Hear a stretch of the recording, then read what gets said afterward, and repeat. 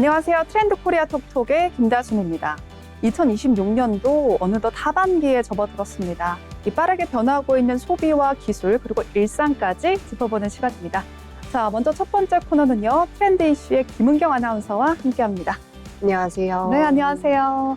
자, 우리 첫 번째 소식이죠. 요즘 한 걸그룹이 지역 경제를 되살리고 있다고 합니다. 그 유명한 거제 야호의 라센느가 출동을 했다면서요?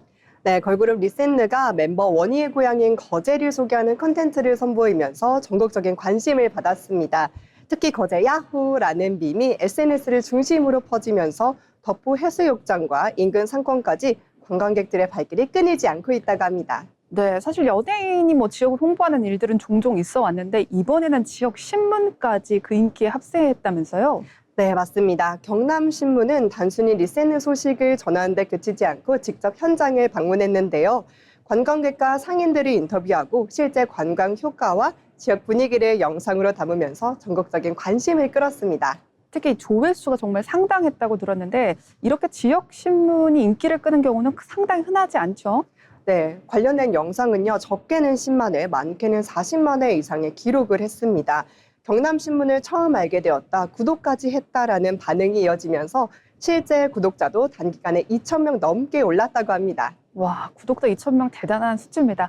그런데 관광객들이 많아지면 또 다른 우려도 생기는데 경남신문은 관광객이 많아질 때를 우려한 어떤 취재도 했다면서요? 네, 휴가철 바가지 요금 우려가 나오자 기자들이 직접 거제시와 상인들을 직접 찾아가 대책을 확인했습니다. 특히 이번 사례는 리센느 멤버의 사투리를 둘러싼 논란도 거제 토박이 주민들을 인터뷰하면서 사실 여부를 검증하는 등 지역 언론만의 취재를 이어갔습니다. 네, 그렇습니다. 이번 사례는 단순한 아이돌의 인기를 넘어서 지역 신문도 함께 성장한 사례다라고 볼 수 있겠습니다. 그 현장을 기록하는 지역 언론의 역할 또한 중요하구나 한번 느꼈던 사례입니다. 자, 계속해서 다음 이슈 넘어가 보도록 하겠습니다. 이 사람처럼 움직이는 휴머노이드 로봇이 현대차 자동차 공장에 본격적으로 이제 들어오게 되었습니다. 현대차 노조는 단순한 기술 도입이 아니라 이거 자체가 문제다 이렇게 보고 있다면서요. 네, 맞습니다. 현대차 그룹은 2028년도 미국 조지아주 공장에 휴머노이드 로봇 아틀라스를 배치할 계획입니다.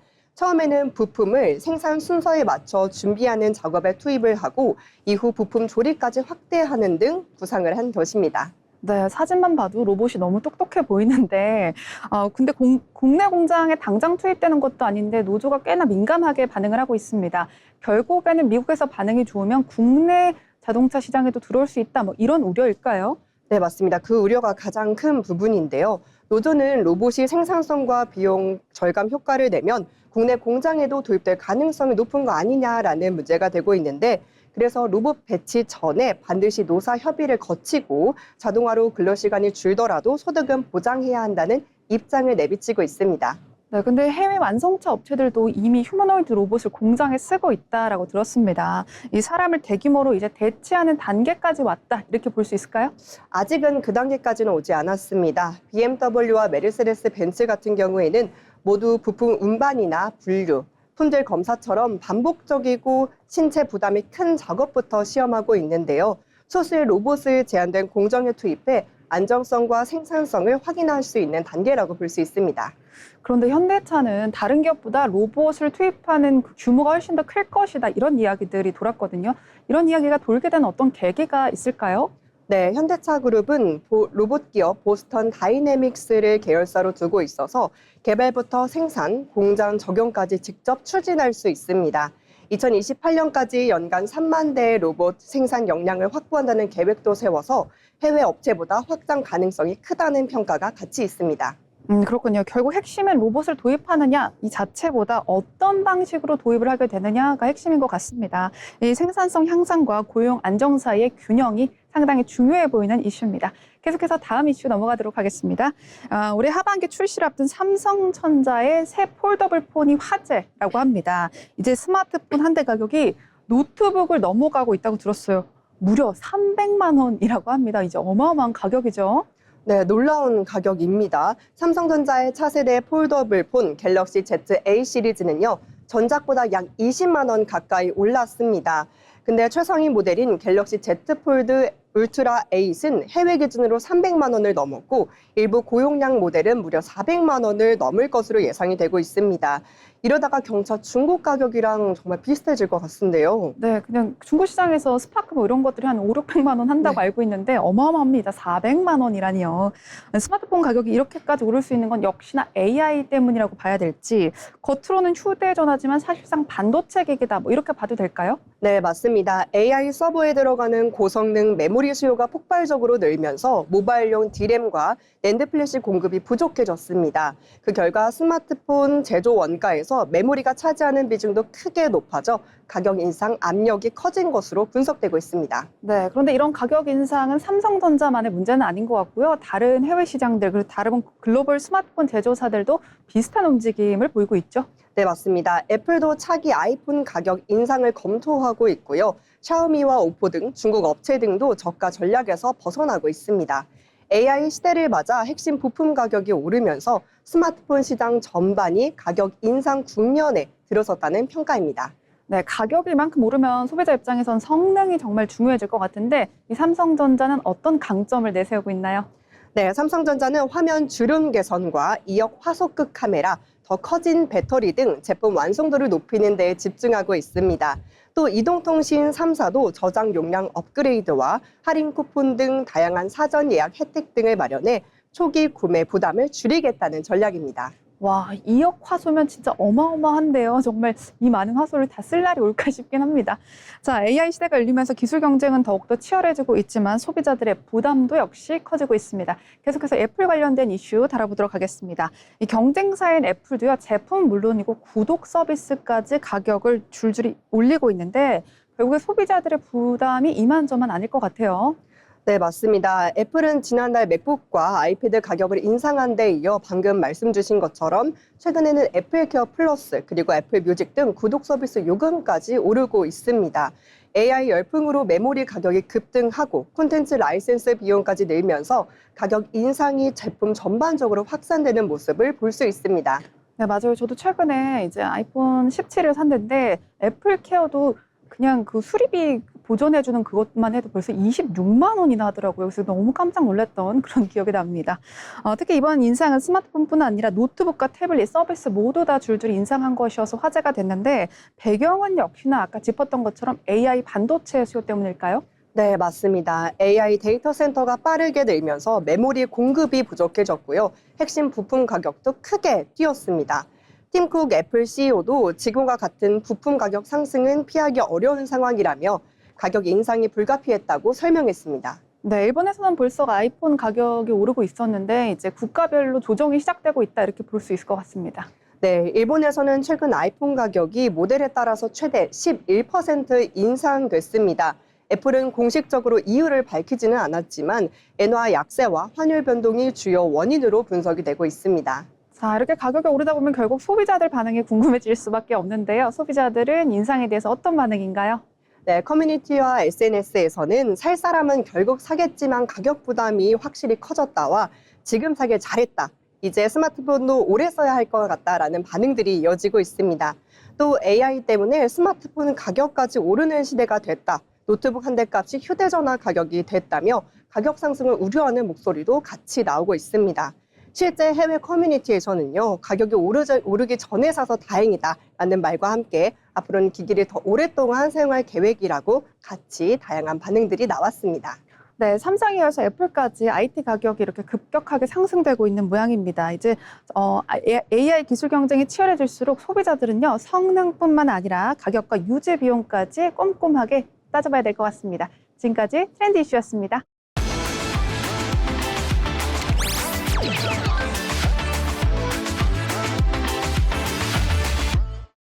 경제 흐름을 통해 우리 일터를 들여다보는 시간, 경제로 보는 일터입니다. 최근 정부가 ESG 공시 의무화 로드맵을 발표하면서 ESG가 다시 주목받고 있습니다. 앞으로 일정 규모 이상의 상장 기업은 환경과 사회, 지배 구조와 관련한 정보를 단계적으로 의무 공개해야 하는데요. ESG는 이제 기업의 이미지를 위한 활동을 넘어 기업의 미래 경쟁력을 좌우하는 중요한 경영 기준이 되고 있습니다. 오늘은 ESG가 우리 일터를 어떻게 바꾸고 있는지 함께 알아보겠습니다. ESG는 환경, 사회, 지배 구조의 앞글자를 딴 말입니다. 과거에는 가격과 품질이 기업 경쟁력의 핵심이었다면 이제는 얼마나 지속 가능하게 기업을 운영하는지도 중요한 평가 기준이 되고 있습니다. 투자자들은 기업의 실적뿐 아니라 탄소 배출과 노동 환경, 안전, 투명한 경영까지 함께 살펴보는데요.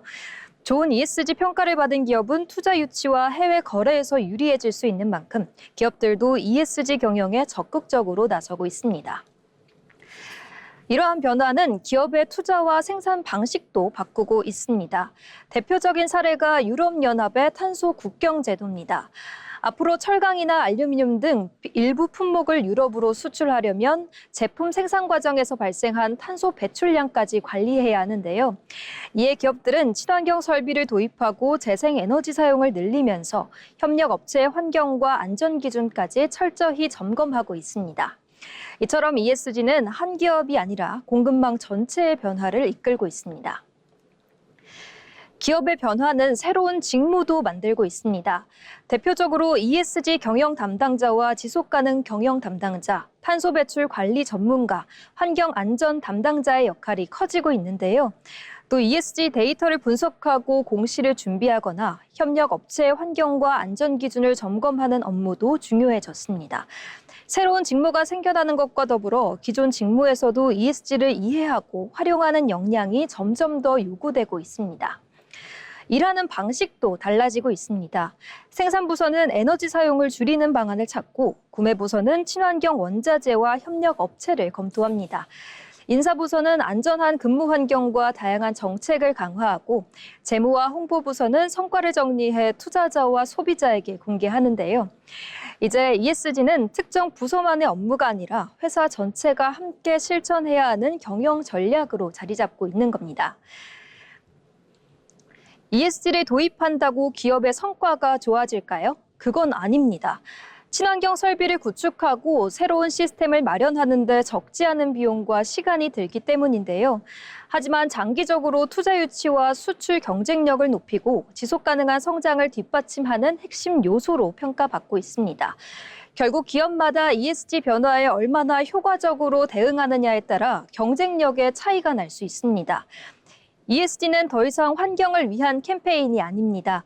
이는 기업을 평가하는 기준을 넘어 일하는 방식과 필요한 역량까지 바꿔가는 중요한 흐름이 될 것으로 보입니다.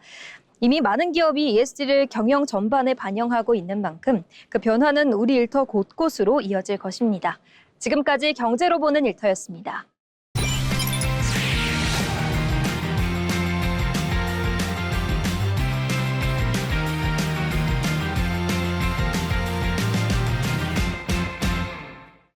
네, 한 주간의 경제 이슈를 알아보는 편재 기자의 경제 톡톡 시간입니다. 지금 제 옆에는 편재 기자님 나와 계시고요. 네, 안녕하세요. 안녕하세요. 네, 반갑습니다. 민트와 파랑의 조합이에요.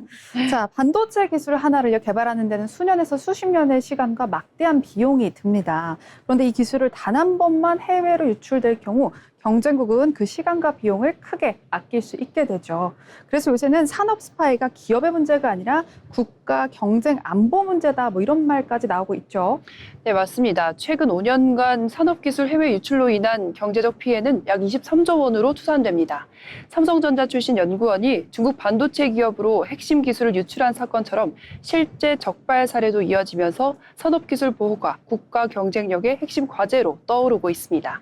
네, 정부도 경제안보 대응 강화를 항상 이야기해 왔던 것 같은데 현재는 어떤 체계로 운영되고 있나요? 네, 정부는 22년 외교부 경제안보외교센터를 통해 공급망 관리와 국제 공조 등 예방 기능을 맡고 있습니다. 하지만 기술이 실제 유출됐을 때는 수사와 기소가 신속하고 유기적으로 이어지는가가 무엇보다 중요합니다. 네, 방금 말씀하신 바로 그 수사 체계가 변화가 예고되고 있죠.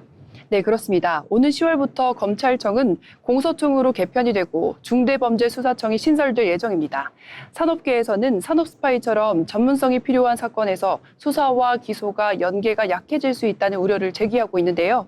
반면 정부는 기관 간 협업을 통해 충분히 대응할 수 있다는 입장입니다. 네, 결국 핵심은요, 조직의 이름이 아니라 기술을 얼마나 제대로 지켜낼 수 있을까, 이것이 관건인 것 같습니다. 네, 맞습니다. 산업 스파이는 기업의 한 곳의 피해를 넘어 국가 경쟁력을 흔들 수 있는 경제 안보 문제입니다. 제도가 바뀌더라도 기술 유출을 얼마나 신속하고 전문적으로 막아낼 수 있을지가 앞으로 가장 중요한 과제가 될 전망입니다. 네, 반도체 공장 하나를 짓는데 수십조 원이 들지만 우리의 기술을 뺏기는 것은 순간입니다. 경제안보 시대입니다. 우리의 기술을 지키는 제도가 얼마나 꼼꼼한지가 중요하겠습니다. 계속해서 다음 이슈 넘어가 보도록 하겠습니다. 이 탈세를 신고해서 세금을 걷게 되면 신고자에게 포상금이 지급되는 제도가 있습니다. 그런데 무려 79억 원을 추징했는데도 포상금을 단 한 푼도 받지 못한 사례가 있다고 했습니다. 아니, 세금을 차단했는데 왜 포상금을 못 받았을까요? 네, 겉으로 보면 이해하기 어려운 결과인데요. 많은 분들이 세금을 많이 거두면 포상금을 받는 것 아니냐라고 생각하시겠지만 실제 기준은 조금 달랐습니다. 핵심은 추징 금액이 아니라 신고 내용이 실제 세금 추징에 얼마나 결정적으로 기여했느냐입니다. 사실 바로 이해가 되진 않는데, 그러니까 79억 원을 추징한 사실보다 왜 추징했는가가 더 중요하다라는 뜻이겠죠? 네, 맞습니다. 이번 사건에서 제보자는 비영리법인이 사실상 영리 사업을 하고 있다고 신고했습니다. 하지만 세무당국이 실제 세금을 추징한 이유는 오피스텔을 업무용이 아닌 주택용으로 임대하면서 부가가치세를 잘못 환급받은 사실이 확인되었기 때문입니다. 즉, 제보 내용과 실제 추징 사유가 서로 달랐던 것입니다. 아하, 결국 세금을 걷기는 걷었습니다. 그러나 세금을 걷게 만든 결정적인 제보는 아니었다라는 거군요. 네, 바로 그 점입니다. 법원도 세무당국이 별도의 조사 과정에서 탄로 사실을 확인한 만큼 제보가 세액 산정에 직접 기여했다고 보기 어렵다고 판단했습니다. 그래서 추징액이 79억 원에 달했음에도 포상금 지급 대상은 아니라는 결론을 내린 겁니다. 자, 그렇다면 많은 분들이 궁금해하실 지점일 것 같아요. 이제 탈세를 신고하면 언제 그 포상금을 받을 수 있을까요? 네, 국세청은 신고 내용이 실제 세금 추징으로 이어지고 그 과정에서 결정적인 증거나 자료를 제공했다고 인정이 될 경우 포상금을 지급하고 있습니다. 다시 말해 탈세가 있었다라는 막연한 의심보다는 세무당국이 바로 활용할 수 있다는 구체적인 자료와 증거가 중요하다는 의미입니다. 포상금 받기 쉽지 않을 것 같다라는 생각이 듭니다. 이번 판결이 앞으로 탈세 신고에 적지 않은 영향을 미칠 것 같은데요. 네, 맞습니다. 이번 판결은 세금을 얼마나 많이 추징했냐는 제보보다 실제 추징에 얼마나 직접적으로 연결되느냐가 포상금 지급의 핵심 기준이라는 점을 다시 한번 확인해보는 사례였습니다. 전문가들은 탈세 제도의 신뢰를 높이기 위해서도 객관적인 자료와 정확한 제보가 무엇보다 중요하다고 설명하고 있습니다. 네, 탈세 제보는요, 공공질서를 지키기 위해서 굉장히 중요한 제도 중에 하나입니다. 다만 이번 사례는 결과뿐만 아니라 제보의 정확성과 또 직접적인 기여도도 역시 중요한 기준이구나라는 걸 알게 됐습니다. 계속해서 다음 이슈 넘어가 보도록 하겠습니다. 여러분, 식당이나 카페를 고르실 때 또 병원을 예약할 때 가장 먼저 확인하는 게 있습니다. 바로 별점과 이용 후기인데요. 특히 저는 정말 꼼꼼하게 보는 성격입니다. 그런데 이렇게 믿고 봤던 후기가 사실은 돈을 받고 작성된 가짜 후기였다면 어떨까요? 무려 5년 동안 허위 후기를 만들어서 19억 원을 벌어들인 일당이 잡혔다고 합니다. 네, 이제는 맛집도 병원도 미용실도 후기 경쟁 시대인데요. 문제는 후기를 직접 쓰는 것이 아니라 돈을 받고 대신 작성해주는 이른바 리뷰 공장까지 등장했다는 점입니다. 이번에 적발된 일당은 약 5년 동안 허위 긍정 후기를 약 2만 8천 건 넘게 작성하고 19억 원의 범죄 수익을 올린 것으로 조사됐습니다. 와, 정말 사진만 봐도 너무나 디테일한데 이 리뷰가 공장형이었고 사기였다니 정말 믿을 수가 없네요. 소비자들은 사실 속을 수밖에 없을 것 같은데 구체적으로 어떻게 범행이 진행됐나요? 네, 생각보다 범죄 수법이 굉장히 치밀했습니다. 실제 손님이 버리고 간 영수증을 이용해 방문한 것처럼 영수증 리뷰를 작성을 했고요.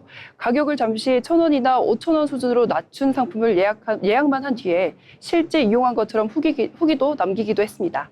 여기에 매크로 프로그램으로 검색량까지 인위적으로 늘려 인기 업체처럼 보이게 만든 것으로 조사됐습니다. 그러니까 사진도 많고 별점도 높고 거기다 후기도 많고 검색까지 잘 되니까 이건 뭐 소비자 입장에서는 이게 속을 수밖에 없을 것 같아요.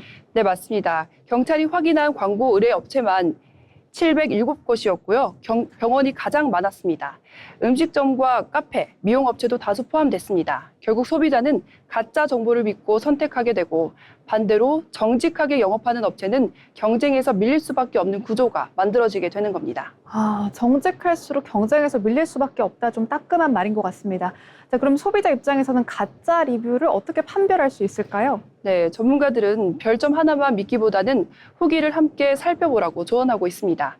지나치게 비슷한 표현이 반복이 되거나 특정 기간의 후기와 별점이 한꺼번에 몰려 있다면 한 번쯤 의심해 볼 필요가 있습니다.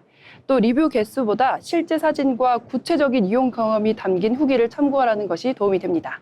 네, 이제 별점도 무조건 믿기보다는 진짜 후기를 선별하고 골라내야 되는 시대가 됐습니다. 계속해서 마지막 이슈 살펴보도록 하겠습니다. 이제 6개월 등록하면 30% 할인, 또 1년 등록하면 반값. 이 헬스장이나 필라테스 등록하실 때 이런 문구들 많이들 보셨을 텐데요. 할인받는 기분에 덜컥 결제했다가 막상 환불하려고 하니까 돌려받는 돈이 너무 작은 경우들 많았죠. 공정거래위원회가 이런 분쟁을 줄이기 위해서 새로운 표준 약관을 도입했다고 합니다. 네, 맞습니다. 그동안 가장 큰 문제점은 환불 기준이 제각각이었다는 것입니다. 할인받아 60만 원을 결제했는데 환불할 때는 원래 정상가는 120만 원입니다. 라며 할인전 금액을 기준으로 이용료를 계산하는 경우가 적지 않았었는데요. 그러다 보니 소비자는 생각보다 훨씬 적은 금액만 돌려받는 일이 반복됐습니다. 네, 계약할 때는 할인이라고 해서 기분 좋게 계약을 했는데 환불할 때는 이거 내가 손해보는 거 아니야? 라면서 기분이 또 나빠지곤 했죠. 네, 맞습니다. 그래서 앞으로는 실제로 소비자가 결제한 금액을 기준으로 환불금을 계산하도록 기준을 명확히 했습니다. 또 위약금도 이용료의 10%로 정했고 계약 단계에서 환불 기준을 소비자가 미리 확인할 수 있도록 한 겁니다. 그런데 요즘은 경기가 안 좋다 보니까 갑자기 헬스장이나 필라테스가 문을 닫는 먹튀도 종종 발생하잖아요. 네, 공정위 조사에서는 응답자의 약 10%가 사업자의 폐업으로 이용료를 돌려받지 못한 경험이 있다고 답했습니다. 앞으로는 휴업이나 폐업 예정일 14일 전에 회원에게 미리 알려야 하고요. 보증보험에 가입한 경우에는 보장 내용도 사전에 안내해야 합니다. 소비자가 계약 전에 혹시 모를 피해까지 확인할 수 있도록 한 겁니다. 네, 결국에는 할인율만 보고 등록하기보다는 환불 기준과 보증보험 여부를 꼼꼼하게 따져보는 것이 중요하겠습니다. 네, 맞습니다. 몇 분만 투자를 해서 계약서를 꼼꼼히 살펴봐도 나중에 수십만 원의 피해를 막을 수가 있습니다. 특히 장기 회원권을 등록을 할 때는 할인 혜택만큼 환불 조건도 꼭 확인하는 습관이 필요하겠습니다. 네, 운동을 꾸준하게 하는 것도 참 중요한데요. 결국에는 계약 내용도 꼼꼼하게 확인하는 습관이 내 돈을, 내 통장을 지켜주는 습관인 것 같습니다. 지금까지 편지혜 기자와 함께한 경제톡톡이었습니다.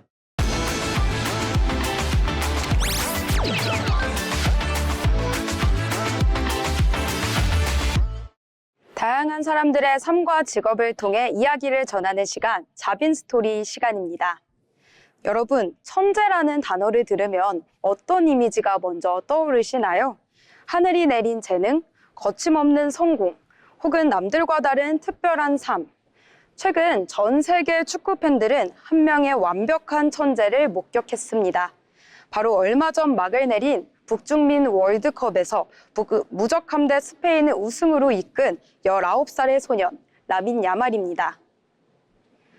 축구 왕제 펠레가 66년 동안 지고 있던 메이저 대회 최연소 출전, 최연소 득점, 최연소 우승 기록을 모조리 갈아치운 이 무서운 10대 소년. 그런데 오늘 제가 들려드릴 이야기는요, 이 천재 소년의 화려한 발재간이나 우승 트로피에 대한 것이 아닙니다. 세상에서 가장 빛나는 별이 된 소년이 자신이 가진 강인한 뿌리에 대한 이야기입니다. 야말이 그라운드에서 골망을 가를 때마다 잊지 않고 하는 특별한 의식이 있는데요. 양손에 손가락을 펴서 카메라를 향해 304라는 숫자를 만들어 보이는 세레머니죠. 이 숫자는 비밀 암호도 축구 전술도 아닙니다. 바로 야말이 나고 자란 스페인 카탈루냐 마타로 지역의 동네 로카폰다의 우편번호 끝자리입니다. 로카폰다는 스페인 내에서도 이민자들이 모여 사는 넓고 가난한 빈민촌입니다. 적도 기니 출신의 어머니와 모로코 출신의 아버지 사이에서 태어난 야말은 이 동네의 딱딱한 콘크리트 바닥에서 처음 축구공을 찼습니다. 아버지는 가족을 먹여 살리기 위해 식당 주방에서 철판을 닦았고 어머니는 온갖 허들렛 일을 마다하지 않고 했습니다. 또한 야말은 자신의 축구와 양쪽에 어머니의 나라 적도기니와 아버지의 나라 모로코의 국기를 새기고 뜁니다.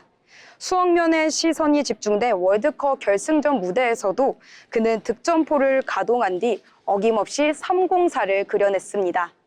그것은 가난과 차별 속에서도 자신을 키워낸 부모님과 동네 사람들을 향한 헌사이자 나는 내가 어디서 왔는지 절대 잊지 않는다는 19소년의 단단한 선언이었습니다.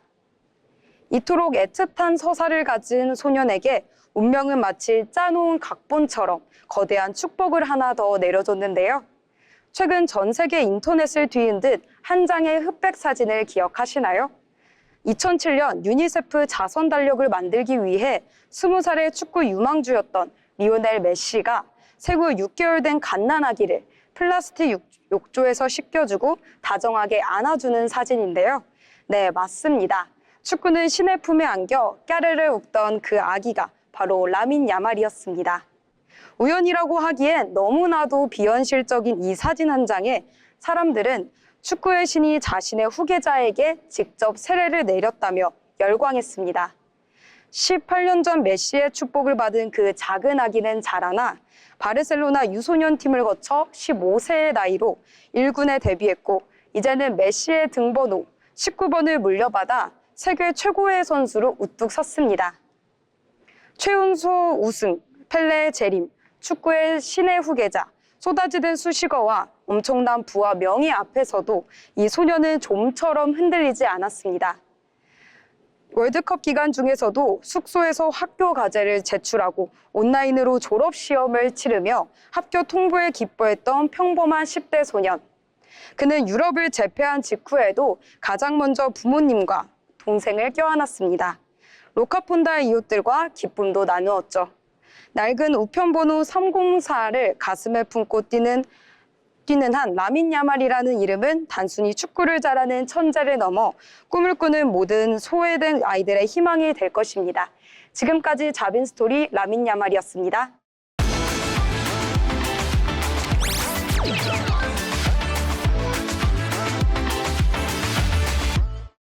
생소한 직업과 미래 유망 직종을 소개하는 시간, 직업의 세계입니다. 스트레스를 받을 때 식물을 가꾸거나 흙을 만지며 편안함을 느껴본 경험 있으신가요? 농업은 이제 먹거리를 생산하는 산업을 넘어 사람들의 몸과 마음을 회복시키는 서비스로의 영역을 넓히고 있습니다.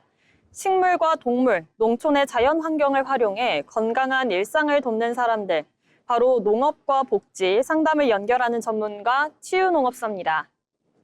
치유농업사는 농업, 농촌 자원을 활용해 사람의 신체적, 정서적 건강을 돕는 프로그램을 개발하고 운영하는 직업인데요. 꽃을 심거나 텃밭을 가꾸는 체험을 넘어 참여자의 연령과 건강 상태에 맞는 활동을 설계하고 효과까지 평가합니다. 그렇다면 치유농업사는 구체적으로 어떤 일을 할까요? 업무는 크게 프로그램 기획과 현장 운영, 효과 평가로 나뉩니다. 어르신에게는 기억력과 신체 활동을 높이는 텃밭 프로그램을, 청소년과 직장인에게는 식물 심기와 수확을 활용한 스트레스 완화 프로그램을 운영합니다. 장애인이나 돌봄이 필요한 사람에게는 동물 교관과 농작물 재배 등을 결합한 맞춤형 활동을 제공하기도 하는데요. 활동 중에는 농기구와 시설을 안전하게 사용할 수 있도록 관리하고 참여자의 행동과 정서 변화를 관찰합니다. 이후 설문과 관찰 기록을 통해 효과를 평가하고 그 결과를 다음 프로그램에 반영합니다. 최근 치유농업사가 주목받는 이유는 고령화와 정신건강 문제에 대한 관심이 높아지는 동시에 농촌에도 새로운 소득원이 필요해지고 있기 때문입니다. 치유농업은 도시민에게 자연 속 휴식과 회복의 기회를 제공하고 농촌에는 지역 자원을 활용한 일자리와 부가가치를 만들어줄 수 있습니다. 우리나라는 2021년 치유농업법이 시행됐고 2026년에는 1급 치유농업사 국가 전문 자격 시험도 처음 시행됩니다. 다만 치유농업은 의료기관의 진단이나 치료를 대신하는 것이 아니기 때문에 필요할 경우 의료, 복지, 상담 전문가와 협력해야 합니다. 치유농업사가 되려면 농촌진흥청이 지정한 양성기관에서 교육을 받은 뒤에 국가 전문 자격 시험에 합격해야 합니다. 처음 진입하는 경우 일반적으로 2급 과정에 도전하는데요. 지정기관에서 142시간의 교육을 이수한 뒤 1차 선택형 시험과 2차 주관식 시험을 통과해야 합니다. 관련 전공이 필수는 아니지만 농업과 원예, 사회복지, 상담심리, 보건의료 등의 경험이 있다면 업무에 도움이 됩니다. 자격 취득 후에는 치유농장과 농업기술센터, 복지기관, 교육기관에서 일하거나 직접 농장을 운영할 수도 있습니다. 프리랜서 강사나 컨설턴트로도 활동하는 길이 있습니다. 수입은 근무기관과 경력에 따라 다르고요. 프리랜서나 농장 운영자는 프로그램 운영 횟수와 규모에 따라 달라집니다. 치유농업사에게는 농업 지식과 기획력뿐 아니라 참여자의 변화를 알아차리는 관찰력과 공감 능력이 필요합니다. 다양한 연령과 특성의 사람을 만나는 일인 만큼 의사소통 능력과 책임감, 철저한 안전의식도 중요합니다.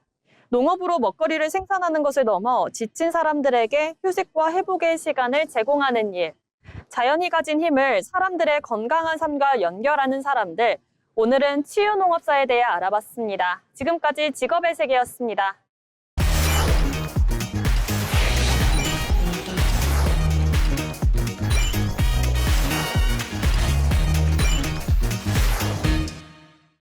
네, 부동산 시장의 흐름을 알아보는 시간, 마켓 트렌드 시간입니다. 오늘도 박의진 아나운서와 함께합니다. 네, 안녕하세요. 네, 안녕하세요. 머리를 묶었네요. 자, 한국은행이 3년 6개월 만에 기준금리를 올리면서 부동산 시장의 변화가 예고되고 있습니다. 네, 한국은행은 지난 16일 기준금리를 0.25%포인트 인상해 연 2.75%로 올렸습니다.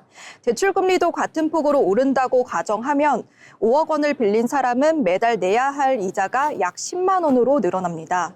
와, 현실적인 가격입니다. 여기에 은행권의 대출 한도까지 겹쳐서요. 청년층과 생애 최초 구입자들은 다시 한번 지금 내 집 마련하면 안 되지 않나 이런 생각을 할 것 같아요. 네, 이처럼 대출 부담이 커지자 집을 사려는 분들도 일단 시장을 지켜보자는 분위기입니다. 지난 13일까지 집계된 6월 서울 아파트 거래량은 약 4,300건으로 8,800건을 넘어섰던 전달과 비교해 절반 수준으로 줄었습니다. 네, 그런데 흥미로운 점은요. 거래가 줄었다고 해서 집값까지 내려간 것은 아니다라는 점입니다. 6월 서울 아파트 거래 가운데 상승 거래 비중은 57.1%로 전월보다 9.4%포인트 높아졌습니다. 네, 7월 첫째 주 서울 아파트 매매 가격도 전주보다 0.3% 올랐는데요.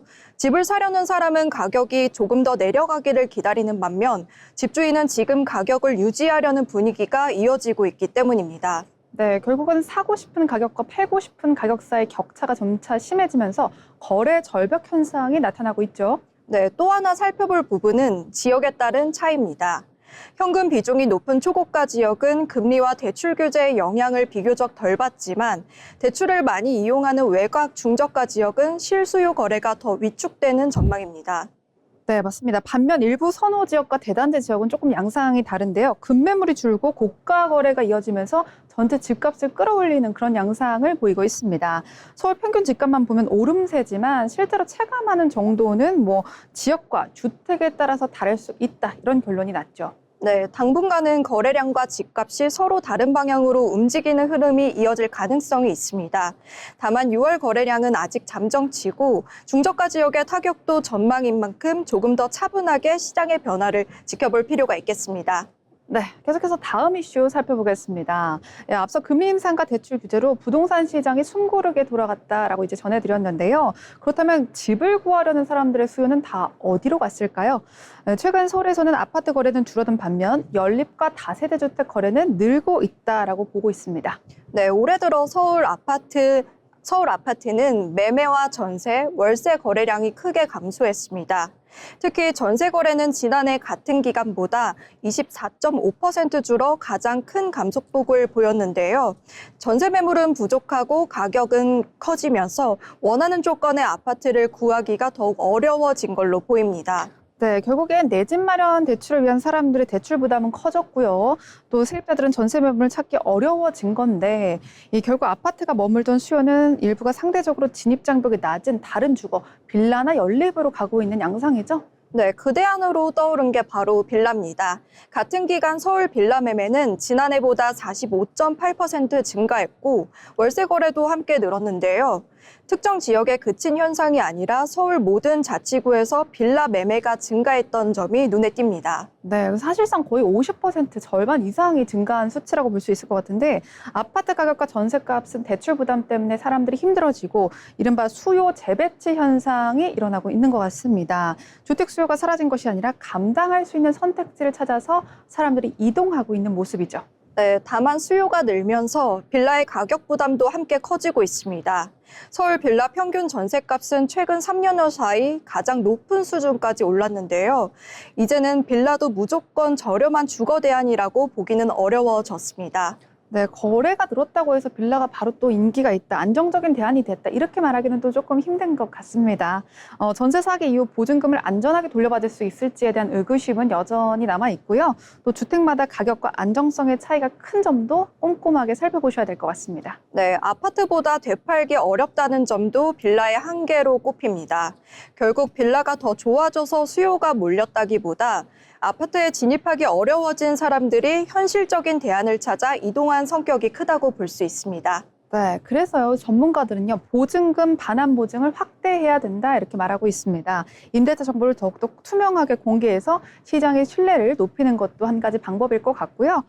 빌라의 주거 여건을 개선하는 노력들이 함께 필요해 보입니다. 네, 주거 선택지가 달라지는 만큼 가격만 비교하기보다는 보증금 안정성과 거래 조건까지 꼼꼼하게 확인해야겠습니다. 네, 맞습니다. 계속해서 다음 이슈 살펴보도록 하겠습니다. 아파트 임대차 시장에서는 전세로 들어가는 대신 월세를 선택하시는 분들이 늘어나고 있죠. 문제는 월세 가격까지 함께 오르고 있다는 점이에요. 네, 지난 6월 서울 아파트 평균 월세는 159만 2천 원으로 160만 원에 가까워졌습니다. 올해 초 처음 150만 원을 넘어선 이후에도 계속 오름세를 보이고 있는데요. 세입자 입장에서는 매달 지출해야 되는 고정 주거비가 그만큼 커진 셈입니다. 와, 근데 정말 어마어마하네요. 이제 월세 160만 원 시대. 야, 손이 정말 바들바들 떨리는데 이 전세 보증금과 달리 매달 지출하고 없어지는 돈이 바로 월세입니다. 결국 월세에서 이제 주거비가 차지하는 비중이 커지게 되면 저축이나 다른 소비는 줄어들 수밖에 없거든요. 네, 뿐만 아니라 지난 6월 서울 아파트 임대차 계약 가운데 월세 비중은 54.2%로 집계됐는데요. 이제 전월세 계약 2건 가운데 1건 이상이 월세인 셈입니다. 과거에는 월세 비중이 절반이 넘어가는 경우는 상당히 드물었습니다만 요즘은 좀 그렇게 된 것 같아요. 전세 매물은 부족해지고 전세값과 대출 부담은 커지면서 세입자들이 월세를 선택할 수밖에 없는 상황이 된 것 같습니다. 네, 집주인 입장에서도 목돈으로 받는 전세보다는 매달 임대 수익을 얻을 수 있는 월세를 선호할 수 있는데요. 여러 요인이 맞물리면서 서울 아파트 임대차 시장이 월세 중심에서 전세 중심에서 월세로 빠르게 바뀌고 있는 분위기입니다. 네, 월세 중심으로 달라지는 임대차 시장이 세입자들에게 어떤 영향을 줄지 계속해서 저희가 귀추가 주목됩니다. 자, 계속해서 다음 이슈입니다. 빌라 거래가 활발해지면서 재개발을 기대하고 투자에 나서는 분들도 많습니다. 하지만 재개발 지역과 가깝다는 이유만으로 빌라를 선택하는 것은 주의해야 된다고요? 네, 흔히 인근 지역이 재개발되면서 바로 옆 동네도 곧 개발될 거라고 생각하기 쉬운데요. 재개발은 구역마다 주민 동의와 사업성, 건물 상태가 모두 다르기 때문에 옆 구역의 사업이 내 빌라까지 이어진다는 보장은 없습니다. 결국에는 재개발 예정이라는 기대감만 가지고 빌라를 샀다가 정말 수십 년간 이제 빌라가 묶이게 되는 경우, 저희 친척분들도 한 20년간 묶였거든요. 그런 경우 많아요. 네, 그래서 재개발 투자를 살펴볼 때는 소문보다 사업이 실제로 어디까지 진행됐는지 확인하는 게 중요합니다. 전문가는 그 기준 가운데 하나로 조합 설립 인가 여부를 꼽았습니다. 네, 조합 설립 인가는 주민들의 동의를 바탕으로 재개발 사업을 추진할 공식 조합이 만들어졌다라는 뜻인데요. 단순히 개발이 오가는 단계보다 사업이 구체화됐다라고 볼 수 있겠습니다. 조합이 설립됐다고 해서 하지만 모든 절차가 끝난 것은 아니라고요. 네, 맞습니다. 이후에도 사업성이나 추가 분담금, 주민 갈등과 인허가 등 여러 변수가 남아 있습니다. 특히 신축 빌라가 많은 지역은 기존 건물을 철거하는데 반대하는 소유주가 많을 수 있어서 주민 동의를 모으기가 더 어려울 수 있습니다. 네, 게다가 최근에는 전세 물량 감소와 월세 증가, 그리고 서울의 장기적인 공급 부족 가능성도 함께 언급을 했는데요. 하지만 이게 전문가의 어떤 시장 전망인 만큼 확정된 사실이라보다는 여러 가지 가능성, 시청자 여러분들께서 꼼꼼히 살펴볼 필요 있겠습니다. 네, 갭 투자가 전세주택을 공급하는 기능도 있다는 주장이 나왔습니다. 하지만 집값이나 전세값이 내려가면 집주인이 보증금을 돌려주지 못할 위험도 있는 만큼 투자자뿐만 아니라 세입자의 안전까지 함께 고려해야 합니다. 네, 결국 재개발 투자는요, 주변의 기대감만 살펴볼 것이 아니라 사업의 실제 진행 단계와 추가 분담금, 그리고 보증금 반환 위험까지 꼼꼼하게 따져보는 것이 중요하겠습니다. 지금까지 마켓 트렌드였습니다.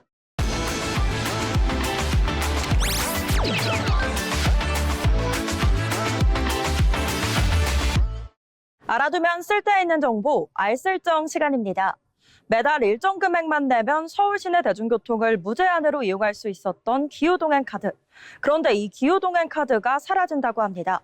그렇다면 현재 사용 중인 기후동행 카드는 언제까지 쓸 수 있는 건지, 또 새롭게 등장하는 카드는 어떻게 바뀌는 건지 오늘 알쓸정에서 쉽게 정리해드리겠습니다. 먼저 기존의 기후동행 카드부터 살펴보겠습니다. 선불형 30일권은 오는 7월 31일까지 충전할 수 있습니다. 충전한 카드의 이용기간에 따라 최대 8월 29일까지 사용할 수 있습니다. 후불형 기후동행 카드는 8월 31일까지 할인 혜택이 적용되고 9월 1일부터는 선불과 후불 기후동행 카드의 정기권 서비스가 모두 종료됩니다. 그럼 기후동행 카드가 완전히 사라지는 걸까요? 정답은 아닙니다. 새로운 방식으로 다시 태어날 예정이라고 합니다. 서울시가 2년 전 처음으로 선보인 기후동행 카드는 매달 6만 2천 원을 충전하는 방식으로 대중교통을 무제한으로 이용할 수 있었습니다. 현재까지 93만여 명이 사용할 정도로 큰 인기를 끌었는데요. 하지만 서울에서만 사용할 수 있다는 점이 매번 아쉬운 점으로 꼽혔습니다. 국토교통부는 지난 1월 전국 어디에서나 사용할 수 있는 모두의 카드를 출시했습니다. 서울시는 이 시스템과 전격 통합하기로 결정했습니다. 모두의 카드에 서울시만의 혜택을 더한 기후동행 카드 플러스를 출시하겠다고 한 겁니다.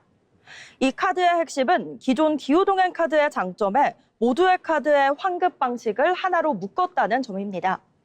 기존 기후동행 카드가 한 달치를 먼저 내고 무제한으로 쓰는 구조였다면 모두의 카드는 쓴 만큼 나중에 돌려받는 구조였죠. 새롭게 출시될 기후동행 카드 플러스는 이 두 가지 방식을 결합해준다고 합니다. 대중교통을 이용한 뒤 돌려받는 환급형과 일정 금액 이상 쓰면 정해진 금액만 부담하는 정액형 중 이용자에게 더 유리한 방식이 적용되는 겁니다. 서울 시내 교통만 이용하는 경우 일반 기준 정액형 금액은 월 6만 2천 원이고요. 광역교통까지 이용하는 경우에는 월 10만 원의 기준이 적용됩니다. 즉 서울 시내 버스와 지하철을 많이 이용하는 사람이라면 기존 기후동행 카드처럼 정액형 혜택을 받을 수 있고 대중교통 이용이 많지 않다면 사용한 금액에 따라 환급받는 방식이 더 유리할 수 있다는 겁니다. 그렇다면 기존 기후동행 카드의 혜택이 모두 사라지는 걸까요? 그렇지 않습니다. 기후동행 카드 플러스에는 기존 기후동행 카드의 대표적인 혜택도 이어집니다. 서울 공공자전거 따릉이 할인부터 서울 달과 서울 식물원, 서울 대공원 등 서울시 문화여가 시설 할인까지 받을 수 있습니다. 또 청년 할인 혜택도 더 확대될 예정이라고 합니다. 또 가장 중요한 질문이 남았습니다. 현재 기후동행 카드를 이용하는 고객들은 어떻게 해야 될까요? 현재 기후동행 카드 플러스의 정확한 출시일은 관계기관 협의가 진행 중인데요. 서울시는 그 전까지 모두의 카드를 먼저 이용하라고 안내하고 있습니다. 기존의 모두의 카드를 사용하고 있다면 기후동행 카드 플러스가 출시된 뒤에도 별도의 카드 재발급 없이 혜택을 받을 수 있게 됐습니다. 기존 기후동행 카드 이용자라면 새로운 모두의 카드에 가입해 이용하는 방식으로 전환하는 것이 좋겠습니다. 정리하자면 이렇습니다. 기존 기후동행 카드 30일권은 8월 29일까지, 후불 기후동행 카드는 8월 30일까지 이용할 수 있습니다. 이후에는 모두의 카드를 기반으로 기후동행 카드의 혜택을 더한 기후동행 카드 플러스가 도입될 예정입니다.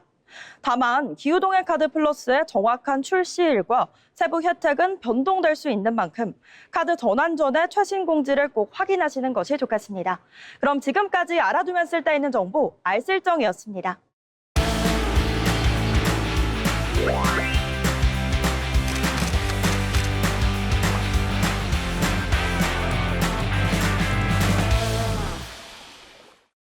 전국의 축제와 플레이스를 정리해드리는 어디 갈까 시간입니다.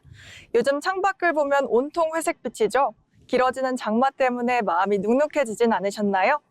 아유, 비도 오는데 무슨 여행이야 싶어서 집콕을 하셨다면 오늘 제 목소리에 잠시 귀를 기울여 주시기 바랍니다. 진정한 여행가들은요, 일부러 비 오는 날을 골라서 떠난다고 합니다. 바로 빗방울이 세상의 소음들을 하얗게 지워줄 때 비로소 살아나는 자연의 숨소리를 듣기 위해서인데요. 오늘 어디 갈까에서는 이 장마철의 가장 아름다운 소리를 품은 곳이죠. 초록빛 싱그러움과 고즈넉한 빗소리가 어우러진 강원도 평창, 그리고 용평으로 특별한 우중 여행을 떠나볼까요? 가장 먼저 발걸음을 옮길 곳은 평창하면 가장 먼저 떠오르는 곳, 오대산자락에 안겨있는 천년고찰 월정사입니다. 이곳의 명물인 전나무 숲길은 평소에도 걷기 좋지만 비가 내리는 날 그 매력이 배가 되는데요. 우산을 타고 툭툭 떨어지는 빗소리와 흙길 위로 툭툭 떨어지는 물방울 소리를 음악 삼아 걷다 보면 복잡했던 머릿속이 아주 맑게 비워지는 기분이 듭니다. 비에 젖은 부드러운 흙내음, 그리고 전나무가 뿜어내는 짙은 피톤치드가 주는 느낌이 참 따뜻합니다. 여기에 월정사 계곡을 세차게 흘러내리는 시원한 물소리까지 더해지면 그 어떤 백색 소음보다 완벽한 자연의 교향곡이 완성되죠. 양손에 신발을 들고 촉촉하게 젖은 황토길을 맨발로 걸으며 고즈넉한 산사의 정취에 흠뻑 빠져보시는 건 어떨까요? 빗소리로 마음을 차분히 가라앉혔다면 이번엔 신비로운 구름 속 세상으로 올라가 보겠습니다. 용평 리조트로 이동해 발왕산 관광 케이블카를 타보는 건데요. 우리나라에서 12번째로 높은 발왕산 정상까지 이어지는 케이블카 안에서 듣는 빗소리는 아주 훌륭합니다. 사방이 통유리로 된 캐빈 안에서 빗방울이 창문이 두드리는 소리를 듣고 있으면 마치 나만의 아늑한 우주선에 탄 기분이 들거든요. 안개와 구름이 산자락을 휘감는 비경을 감상하며 정상에 도착하면 하늘을 걷는 듯한 기 스카이워크가 펼쳐집니다. 맑은 날에는 저 멀리 강릉 앞바다까지 보이지만 비 오는 날에는 발 아래로 하얗게 일렁이는 안갯바다, 즉 운해를 마주하게 됩니다. 장마철이 아니면 절대 경험할 수 없는 낭만이죠. 이렇게 평창의 낮을 만끽하셨다면 오늘 밤은 빗소리를 가장 가까이서 느끼며 하룻밤 묵어가는 우중 글램핑으로 여행의 정점을 찍어보시길 바랍니다.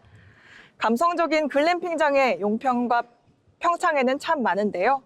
무거운 캠핑 장비 없이도 몸만 편하게 가서 숲속의 밤을 즐길 수 있는데 이 진짜 묘미는 바로 밤에 시작됩니다. 텐트 천막 위로 후두둑 떨어지는 빗소리를 배경음악 삼아 지글지글 바베큐를 구워 먹는 재미, 그리고 따뜻한 노란 불빛 아래 앉아 빗소리를 가만히 듣는 멍까지.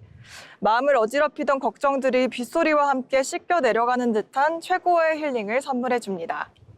장마철의 비는 우리를 멈추게 하지만 때로는 그 멈춤 속에서 진짜 휴식을 만끽할 수 있습니다. 매일 똑같이 쏟아지는 비가 조금 지루하게 느껴지셨다면 이번 주말에는 축축한 방바닥 대신 빗소리가 아름다운 음악이 되고 안개가 한 폭의 그림이 되는 곳, 강원도 평창과 용평으로 떠나보시는 건 어떨까요? 지금까지 어디 갈까였습니다.